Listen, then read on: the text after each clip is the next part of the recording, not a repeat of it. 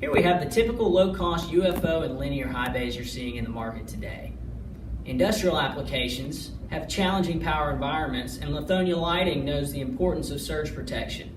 Let's see how the competition fares when we test for the ANSI standard for industrial of 6 kV, which our fixtures are rated for.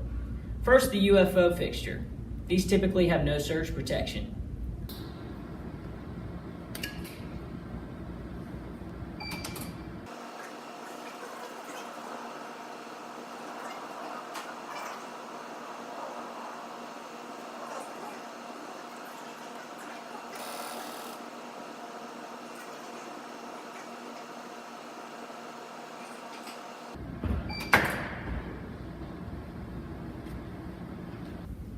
Well, that didn't take long.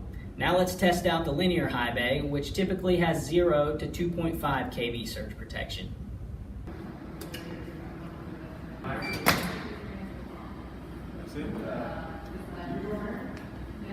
Wow, that was even faster.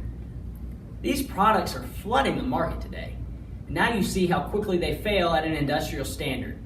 It is so important to select the right product for an industrial space.